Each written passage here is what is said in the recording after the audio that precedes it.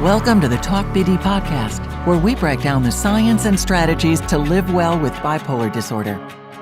Dr. Joanna Jarecki, welcome to Talk BD, our podcast. I am just a little bit excited for our conversation today. Erin, thank you so much for having me. I'm equally as excited. I have such tremendous respect for you and all the work that you and the Crest BD team have done. So it's an honor and such a pleasure to be a part of this today. And thank you so much for having me. That makes us mutual fans of each other then. Now, I don't usually do this, but I am going to read your biography just because you're so interesting. And I want to share that with our listeners and our viewers today. So, Joanna, you're a psychiatrist and you have interests in mood disorders, in ADHD, and maternal and perinatal mental health and physician health.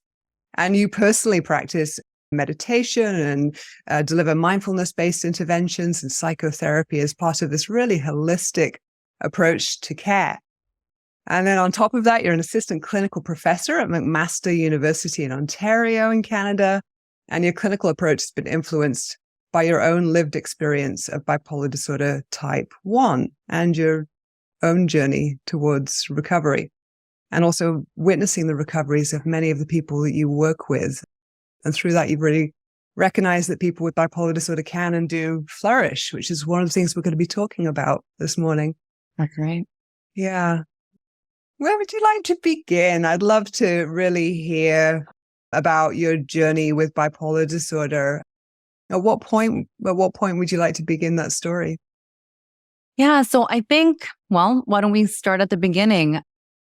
You know, with the perspective that I have now and the knowledge, if I really look back through a fine lens, I think that I can see that waves and sort of mood changes really started to happen probably in my adolescence. So like during my teen years in high school, I remember, periods where I had like lots of energy, was very exuberant, and times where I was a little bit more withdrawn. And, at that time, I didn't recognize it as, there being anything wrong. I was still functioning really well. I always did very well academically. I was sort of, a social butterfly, had a lot of friends and really like a grateful life. And I would say I was fairly happy-go-lucky. I got through university. And again, looking back at university, I know that I had at least one depressive episode, but again, did not recognize it as such because although I think I was struggling emotionally, I was still functioning really well. So it wasn't really until I was in my second year of medical school. So I was 26 years old, and this was just at the tail end of the second year. And of course, medical school is very challenging. So it had been a really grueling, really intensive 2 years. And, at that time, I had not yet learned how important sleep was, nutrition, and really how to take care of myself. So I know that it's very likely that I was really kind of burning the candle at both ends for at least those 2 years. But by the end of the second year, I was still, again, functioning. I got through school. I was doing well. I had lots of friends. And between the second and third year of medical school, it's actually a really significant summer because it's just after your preclinical studies and just before starting clerkship or sort of the clinical rotations. And so, I planned a significant trip with my friends to Europe. And as you can imagine, it was a massive shift and change in terms of like the circadian rhythm. We were definitely, going to bed much later than I was used to. And just the lifestyle, a lot of traveling, not enough sleep, not enough rest. And by the last maybe 2-3 weeks of the trip, all of a sudden I just developed, it was like the rug had been pulled from under my feet. And I just over those weeks, felt like I was starting to lose touch with myself. And I became incredibly anxious and usually a very social person. All of a sudden I started to almost freeze around other people, even my friends. And I developed these thoughts, these ruminations about that I didn't know what to say, that I didn't have anything to contribute.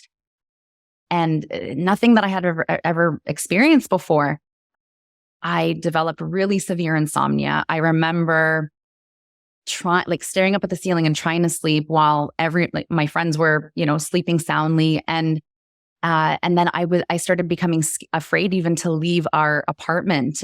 So I would tell my friends to go and have a good time without me. And I just sat there really anxious and afraid and feeling really confused. And I just remember my thoughts being so slowed, like just my cognitive functioning really was obliterated. And that happened for a few weeks. And then we boarded the plane. I felt like I was a completely different person returning home.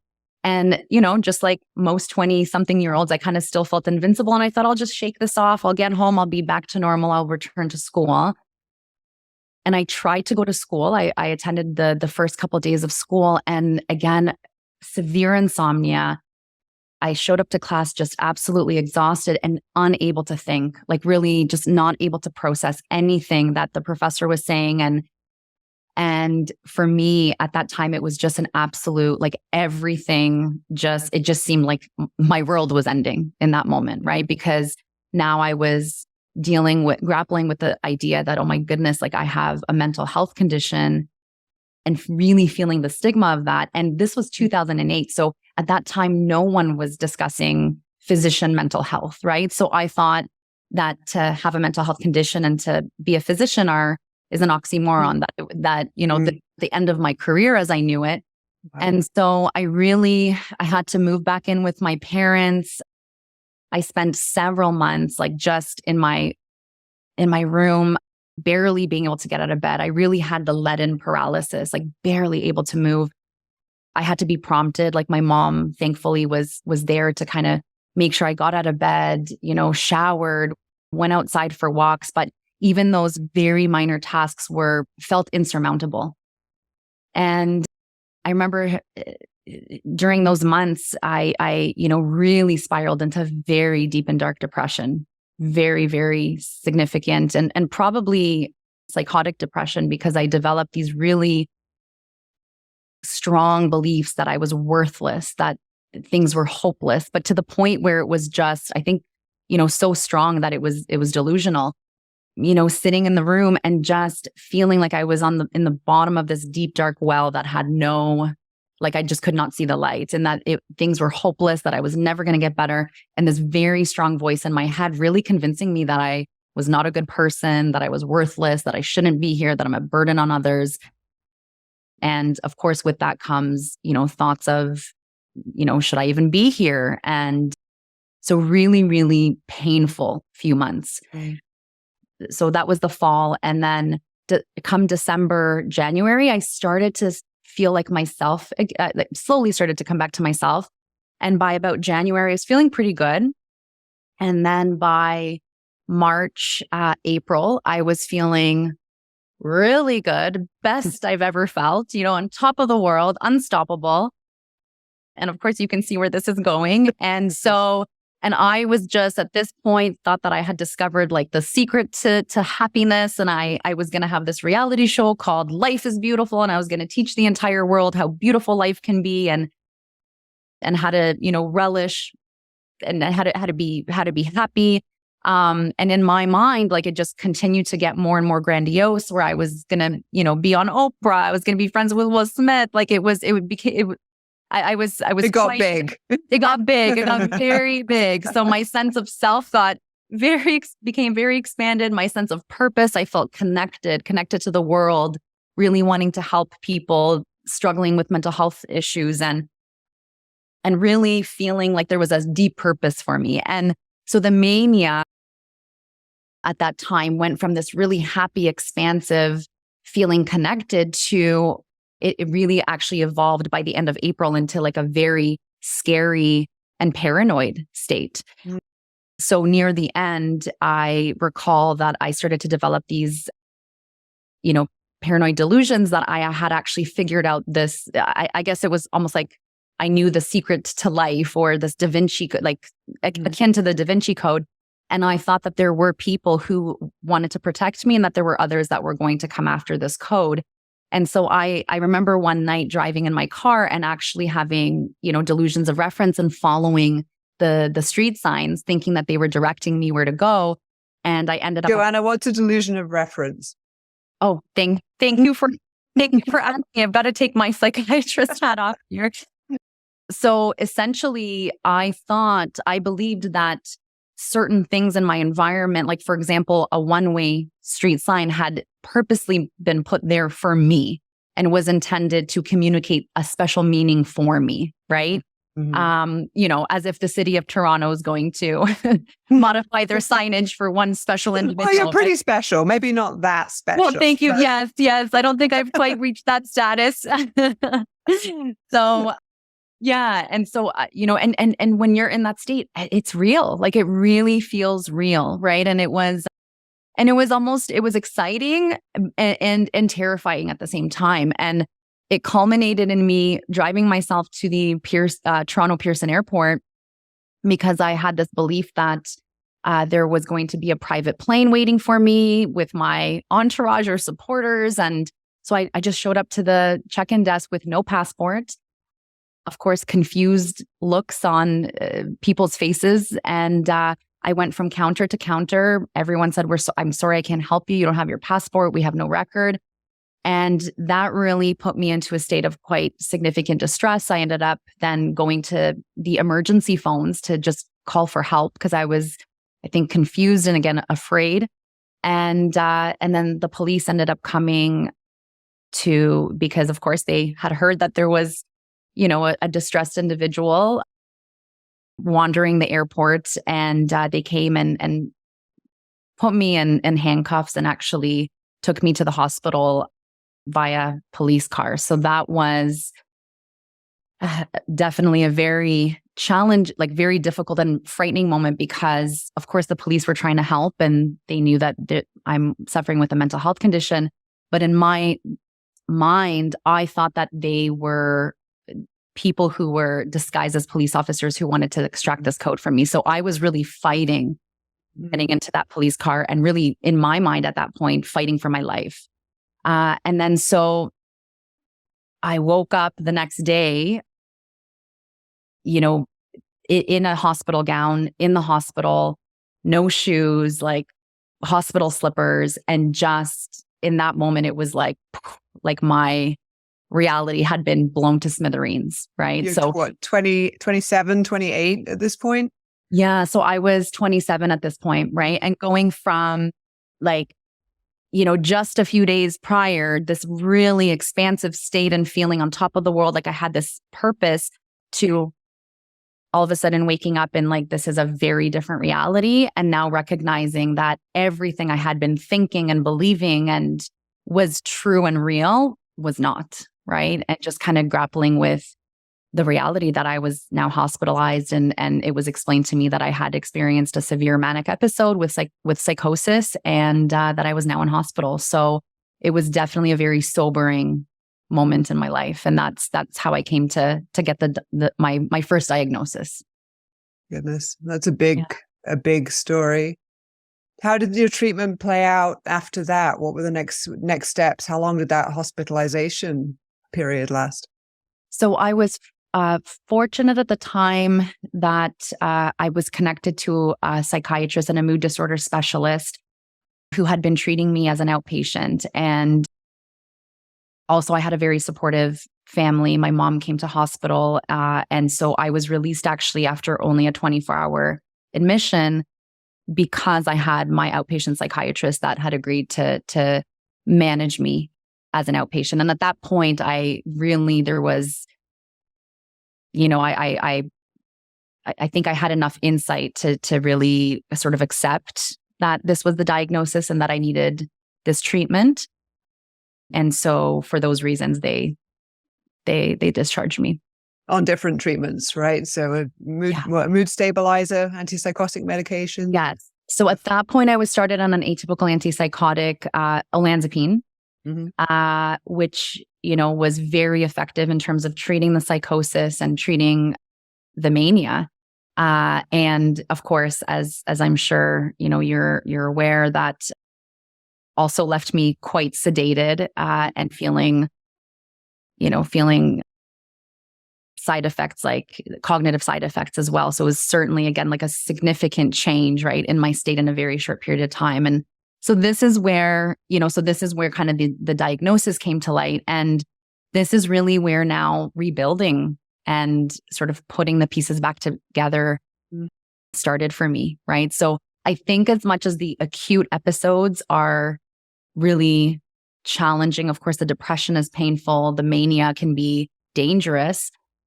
I think one of the most challenging stages of this illness is really the aftermath of significant episodes, because that is where I was sitting there and my entire life it felt like my entire life had been blown to smithereens.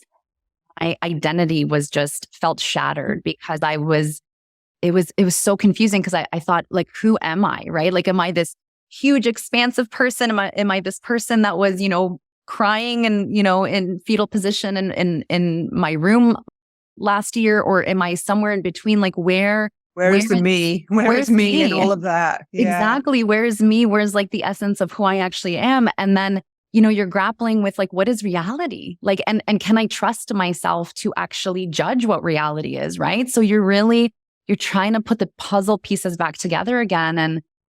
And also you're dealing with the stigma, and then you're dealing with relationships and, what did I say? What did I do during my manic episode? I mean, I said some pretty far out things, and I was so there's embarrassment, there's shame, there's guilt for hurting others, right? So it was a lot, but I was very fortunate. I had a wonderful psychiatrist who had a very, supportive, really humanistic approach. And I think during that time, what was really critical for me, and that started to give me hope, is that he really, when he delivered the diagnosis to me, he said, yes, this is it can be a significant condition. And of course, it's a chronic condition. You will have this vulnerability in the long term. However, he presented me with the hope that there's actually, your diagnosis does not equate to your prognosis, that there's actually a lot of possibility here in terms of being able to live this full life. And akin to, the name of bipolar disorder, he said, we almost have bipolar outcomes with this condition as well. That the message that I received was that, if I can accept this diagnosis, if I can work with him in terms of finding the right medication combination, and also learning how to take care of myself so that I can support my health and well-being, he encouraged me that, there are people who live with this condition who are successful, who are professionals, who are, in all walks of life, who are living well and full and meaningful lives. So I think that was really pivotal for me, because the way that my mind works, at least, I don't do well with thinking about what I don't want, or I didn't want to feel like I was running away from something, or sort of like running away from the bipolar condition, right? So I think the way that it was communicated to me gave me this vision, or this idea, or this image in my mind of like a healthy self, this healthy, full self that's living this meaningful life. And for myself, that has been so critical in my recovery, right? Because I've never felt like I'm running away from or trying to fight the condition. What I've chosen to sort of focus my sights on is, okay, I'm going to create this healthy self, and what do I need to learn? What do I need to do to get there? So I was sort of Where does your bipolar disorder fit now in terms of your identity, Joanna, and this idea of healthy self? Is it a part of you, or how do you put those pieces together in your mind at this point? Absolutely. Yeah. I mean, it's definitely a part of me, because it really informs how I live. Because what I learned is that in order to be that healthy self, I have to be very conscientious of the fact that I do have this vulnerability. And I've had to learn that there are things that I really need to do. So for example, honoring the fact that a circadian rhythm, right? And having a strong sleep routine, for me, also physical activity and regular exercise, having other self-care practices like meditation and, other stress reduction practices. So it's something that is I'm aware of every day, and it informs the way that I live.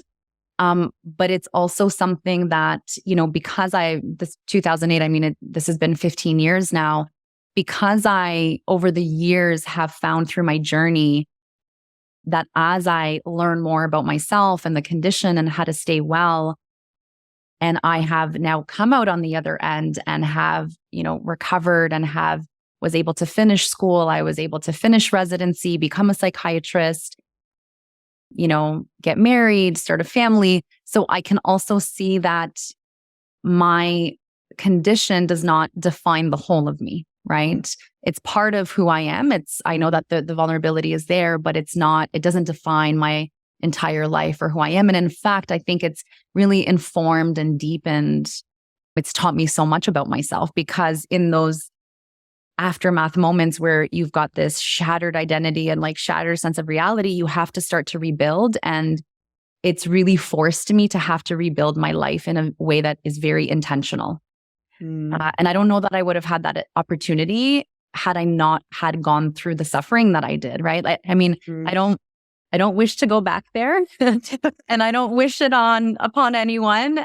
And that's part of why I'm here today, because I don't want other people to suffer as much as I did. But the silver lining of the suffering is that, it does leave you in the end with a lot of lessons. And I think, strength and resilience and, learning a lot about yourself. And it's interesting the way you worded that, or some of the words you used in relation to bipolar disorder: opportunities, silver lining, almost, the gifts or the legacy or the positive attributes that the condition might confer for people. Absolutely. I know that because of what I have gone through, I have an understanding, an empathy, a compassion for others that I otherwise, I know I would not be as strong. It has definitely informed, of course, the choice of my work, the work that I do. And that has brought me so much meaning, right? And it actually allows me to make meaning out of my experience and out of my suffering, the fact that I can now use that to help others. And were you considering psychiatry as a specialty when you were a med student, or how did that play out? Yeah, so great question. So actually, when I started medical school, I thought that I would become a family doctor. Mm-hmm. So I was in the interest group for family medicine, and I was always really fascinated with mental health. My undergraduate degree was in biology and psychology. But yeah, I really wanted to do family medicine. And then after this experience, it was actually my own psychiatrist who said to me during one of our follow-up sessions, he said, have you ever considered psychiatry? And at the time, I didn't yet. I was really early in my recovery. I don't know that I had the confidence yet. And I think I even doubted, can I finish school? When I returned, it took me a good year still. It was still a challenging ride. So it really took me until maybe the end of my third year of medical school to really feel that, I belong here and I do have something to offer. And that's something that, again, the psychiatrist that I was working with really helped me to see that, maybe my experience can actually serve as an asset or as a gift that can help to serve others. Yeah. So and then when I started to do psychiatry rotations in my final year, that was it. I was sold. I couldn't imagine anything else. I never looked back. How disclosed were you at that point with your bipolar disorder and your profession? So again, this was 2009 when I returned. So thankfully, things have changed for the positive in that we're much more open about it today. But at that time, I think that it was I did not feel as safe to disclose more openly. I did have an advisor that knew. And over time, as I became close to some of my peers, the ones that I really felt close to and safe with, I did disclose to them. And I will say that, and of course, over the years, I have disclosed in more, larger settings, bigger ways, bigger audiences. And I will say this, that I was very fortunate in that when I did disclose, I found that the response was always, positive, supportive. I was always met with compassion and yeah. So I'm really grateful for that. I'm so interested to hear about your reflections on whether or how living with bipolar disorder personally impacts you as a clinician, and the space in between you as a clinician and you as somebody with lived experience. I mean, do you work with people with bipolar disorder a lot clinically? Is that your specialty, one of your specialty areas? Or? Yes, absolutely. Yes, I do. So I don't only see individuals with bipolar disorder, but it's certainly, I think it's a significant portion of my practice, and I enjoy it. I really enjoy, working with individuals with bipolar condition, and of course, I do think that my own lived experience has really informed my care in general for individuals with bipolar condition and otherwise, right? I think that training, of course, can prepare you significantly. But having that lived experience, I think it allows, I think I've come to understand how important, first of all, that like instilling hope in my patients, right? First and foremost. And which is the gift that you had when you first got diagnosed. And I could hear in your story how powerful that was in terms of shaping your own journey towards recovery, and the fact that you can instill that now and carry that legacy forward. That's a gift in itself. Absolutely. And that's the understanding how critical that was, how critical that piece is. I make sure that I give that to everyone that I am helping in their recovery journey, because when you're in that vulnerable state, to hear that from your physician, that there is hope, I am here with you and you're going to get through this. It's very powerful when you feel broken and stigmatized and afraid and uncertain, because there's so much uncertainty, especially around, for a young person with first episode, and they're grappling with all these questions. And especially because historically, sometimes the messaging around the prognosis has not been all that hopeful, right? So I make sure to really communicate to the people that I'm working with that the old messaging is outdated, and that's absolutely, It's not that old, Joanna. I think maybe a little bit more in clinical settings, but still, if you go to Google, you Google bipolar disorder, you will hear that it's dangerous, lethal, associated with neurocognitive problems, unemployment, marriage loss, and on and on. It's very easy to find the doom and gloom statistics, and we're not here to sort of, play down the potential of fallacy or the problems that can come with bipolar disorder, but the countering of messaging around that is not that strong, at least online. And that's often the first place people go to find out information about it.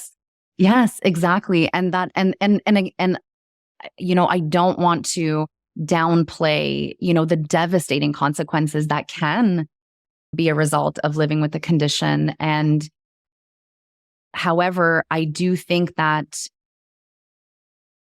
knowing that the possibility for a good outcome is there will actually impact the prognosis, right? I think that empowers people. So the other thing that I think comes also really strongly from my lived experience is I really am very intentional about empowering the people that I work with to really become active participants in their own care. Because also, historically, people would go to their physician, and it was sort of they were very passive recipients of a prescription, and okay, see you later, hope for the best, right? Cross your fingers. Whereas we know that that's not the case. That I tell everyone that I work with, like, you are the most important person in your recovery. Yes, I'm an expert. I've got some expertise. I can provide recommendations. I'm here for guidance, support. I will be in your corner. We're going to work as a team. You're not alone. However, you are the most important person, because even if I see someone once a week, it's still, I'm not with them all the time. And so I think empowering people to know that they can make they can have play a significant role in their health, and then teaching them how, right? Like, what are the steps? Like, when I started this journey, I had no idea that sleep mattered, right? Like, versus now it's like, oh my goodness, right? Like, try to get me off my sleep routine. I tell everybody, like, I turn into a pumpkin at 9 p.m. So don't bother calling me. And, and exercise. I remember studying when I was in university, and my dad calling me and saying, are you studying? You should be exercising. I was like, Dad, I don't have time for exercise. Don't have time for that. I'm in medical school, don't you know? And, so these things that, nutrition, like social connection, like people are not aware, right? And so just learning the connections between our lifestyle, or, these simple interventions, sometimes simple changes that we can make in our lives that can really support our health and well-being. So, yeah. So that's the patient, client, front-centered bit of it. What about clinicians? If you could, well, you are speaking to clinicians today through this podcast and people with lived experience of bipolar disorder. What are some of the common misunderstandings or things that we could do better clinically, at a large level with when we're working with people with bipolar disorder from your perspective? You talked about the messaging for recovery. Are there any other pieces that we can advance in?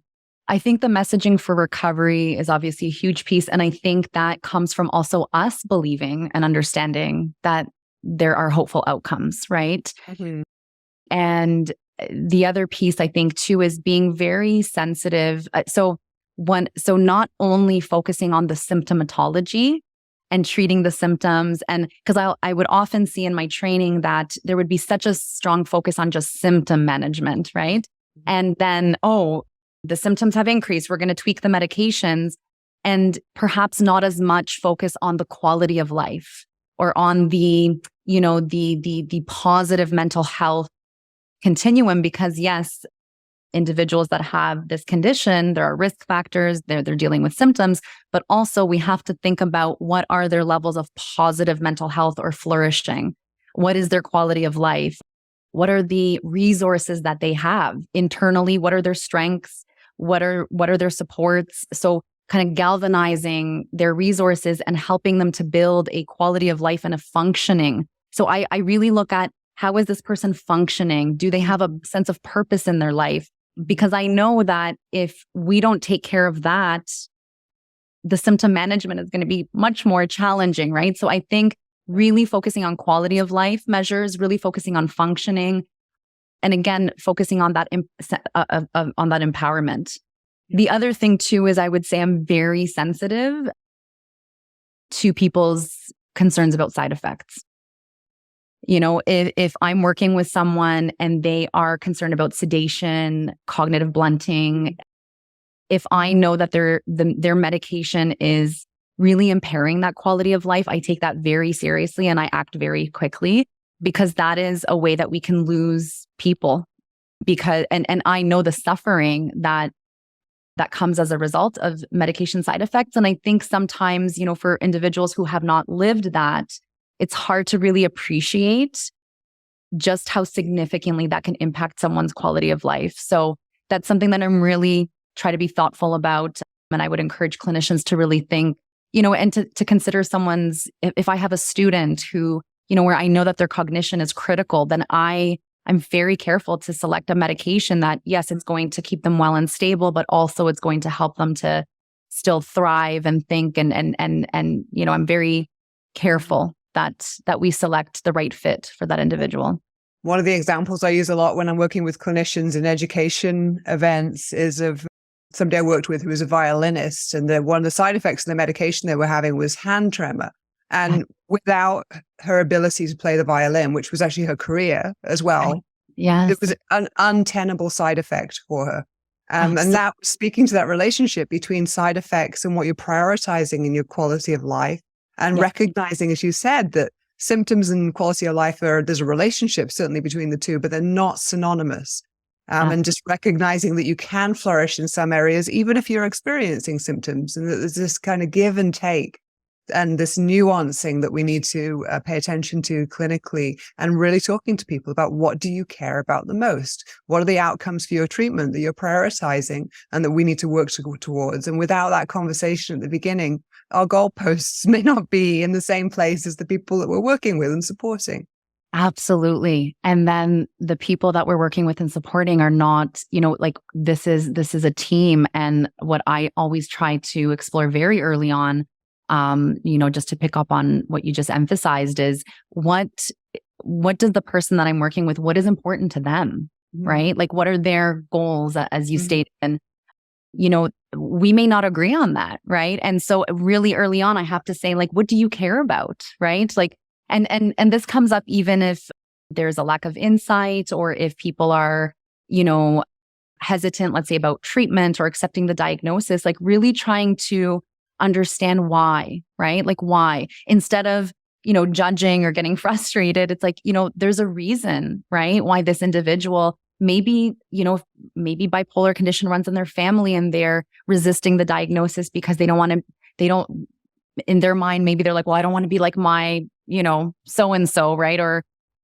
Or they have that really frightening belief about what the prognosis can be. So really exploring, if someone is not compliant or maybe lacks insight, what are the reasons? And is there anything that I can do to educate them? Or, where can we align together, to work to come up with a treatment plan that they feel safe and comfortable with? And also to leave the door open for them to come back if they do decide to discontinue medications and experiment, which is everybody's right with, do I have this diagnosis? Do I need to take this medication for life? These are huge questions.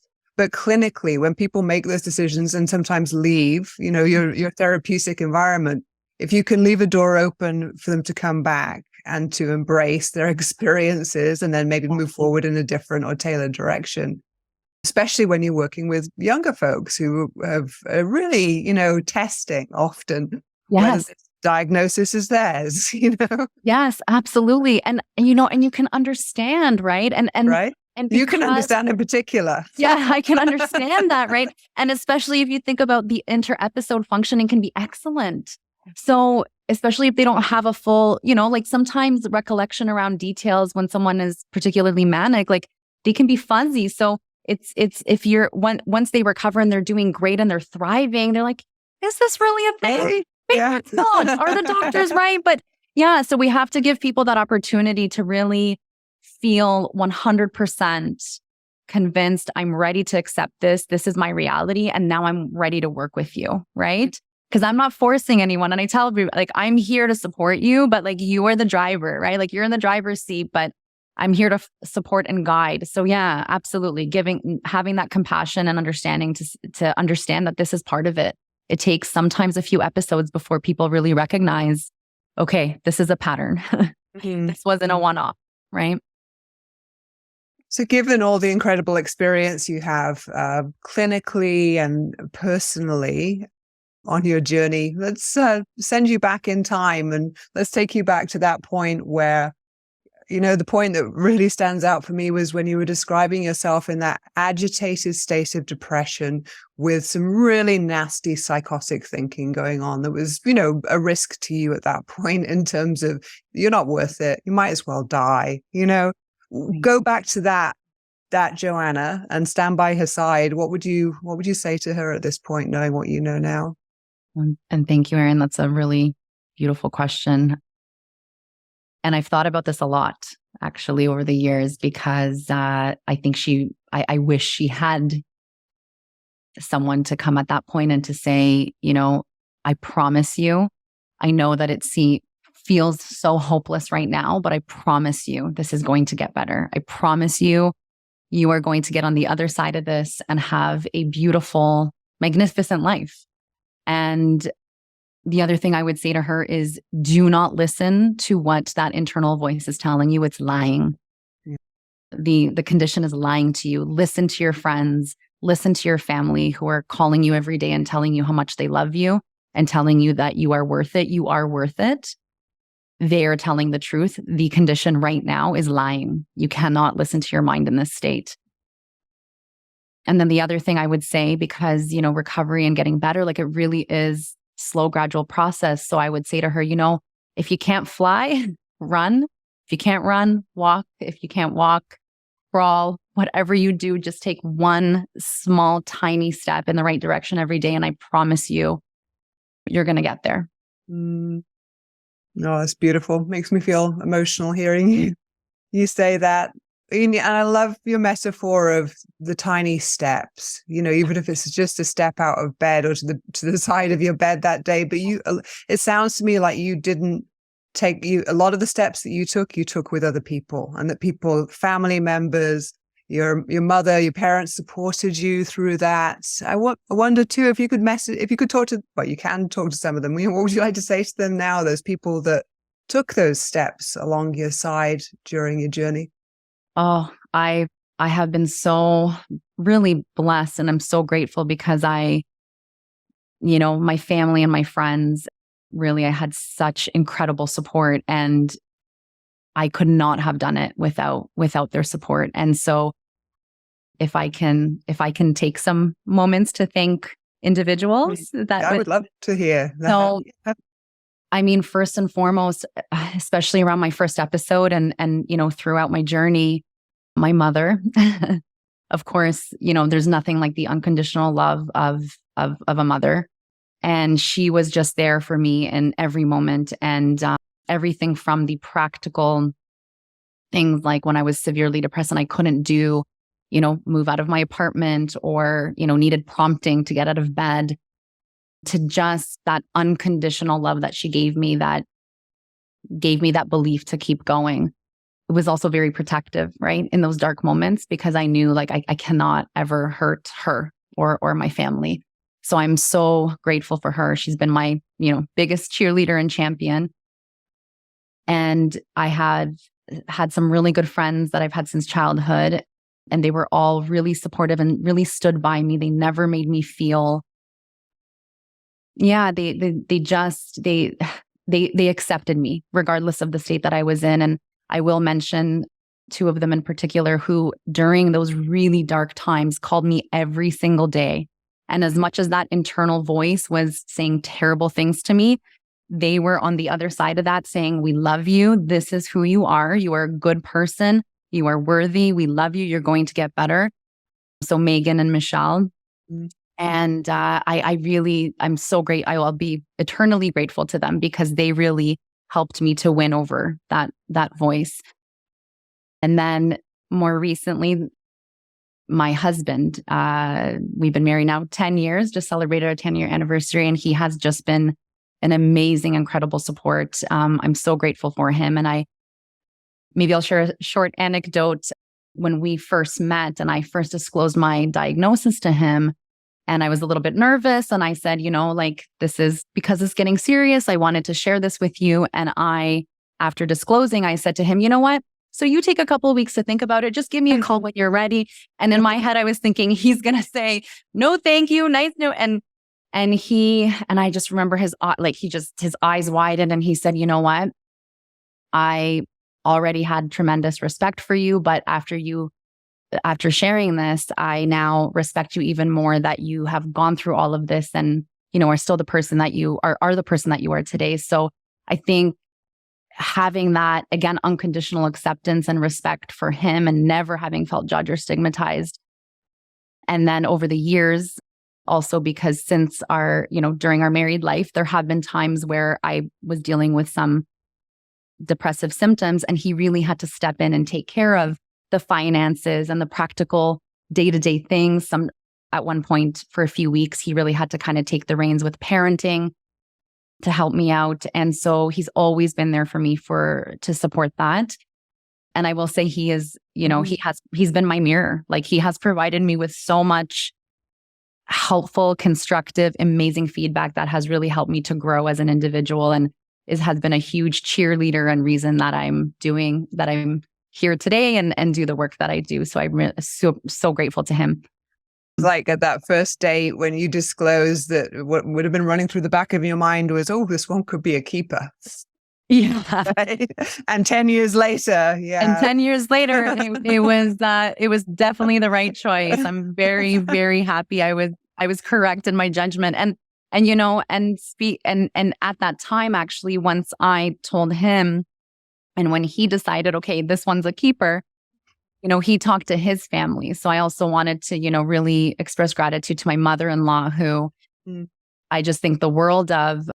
And when he came to her to tell her, this is the person that I want to be with, and this is, he wanted for her to know. And she said, you know, you love her, we love her. And if this is something that you're like, you have to be all in, no matter what happens, you have to be there for her. And I just think for a mother to support that is just incredible. Right.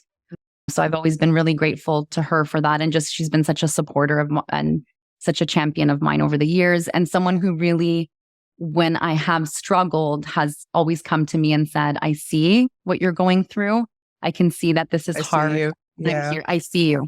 Yeah. To have that, I see you. And last but not least, my kids. Yeah. Yeah. So they're my, you know, sorry, I'm getting teary. Yeah. Just for being my joy and my purpose, and yeah, such strong motivation to be the best version and the healthiest version of myself for them.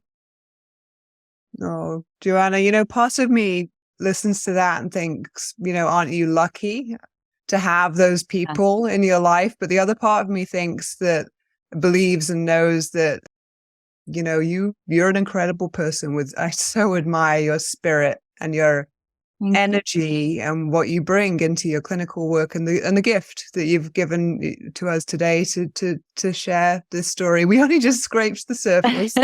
I would love to have you back again to talk about the family piece more, and that, because you know the support and the challenges and being a mother, being a parent. So let's do that in another. Absolutely. I would love to. I would love to continue these conversations. Thank you so much. Thank you, Joanna. It was just a wonderful way to start my day. Take care.